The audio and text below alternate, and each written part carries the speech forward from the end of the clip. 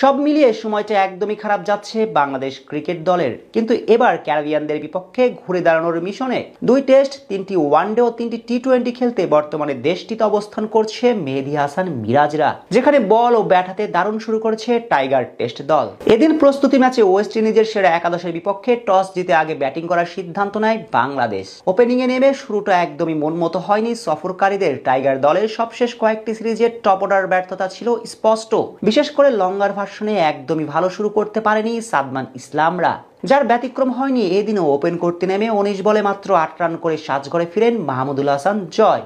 সঙ্গী হারিয়ে একই কাজ করেন জাকির হাসান। 10ম ওভারে জাইন ম্যাকলিস্টারের বলে ক্যাচ দিয়ে আউট হন এই ব্যাটার। তিনি করেন 34 বলে 15 রান। এরপর 2 উইকেট হারানো বাংলাদেশকে প্রাথমিক ধাক্কা থেকে উদ্ধার করেন শান্তর বদলে স্কোয়াডে ডাক পাওয়া শাহাদাত হোসেন দীপু ও অভিজ্ঞ ব্যাটার মমিনুল হক সৌরভ। দুজন মিলে গড়েন 47 রানের ছোট্ট জুটি। এরপর 21তম ওভারে জাস্টিন গ্রেভসের বলে 25 রান করে আউট হন দীপু, আর দলীয় 101 রানের মাথায় আউট হন মমিনুল হক। টেস্ট সিরিজের আগে প্রস্তুতি ম্যাচে নিয়ে দীর্ঘদিন পর মাঠে ফিরলেন লিটন কুমার দাস। ফর্মে ফেরার তাড়নায় এদিন বেশ দেখে শুনেই খেলতে থাকেন এই উইকেট কিপার ব্যাটার। শেষ পর্যন্ত 4টি 4 ও 1টি ছক্কায় 53 বলে 31 রান করে রিটায়ার্ড হার্ট হয়ে ইনিংসের সমাপ্তি করেন লিটন। তার যাওয়ার পর নিজেকে প্রমাণ করার রাস্তা খুঁজে নেন বাকি 2 উইকেট কিপার জাকির আলী অনিক ও তরুণ মাহমুদুল হাসান অঙ্কন। দুজন মিলে গড়েন 81 রানের পার্টনারশিপ। এরপর জাকির বিশ্রামে যান ব্যক্তিগত সর্বোচ্চ 48 রান করে, আর অঙ্কন করেন 41 রান। মজার বিষয় হচ্ছে মাহমুদুল, জাকির ও লিটন 3 উইকেট কিপার ব্যাটসম্যানই নিজেদের ইনিংসে 4 মেরেছেন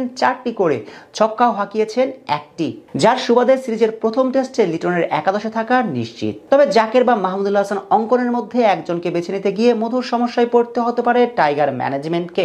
এদিন ইনিংস বড় করতে পারেননি ভারপ্রাপ্ত অধিনায়ক মেহেদী হাসান মিরাজ।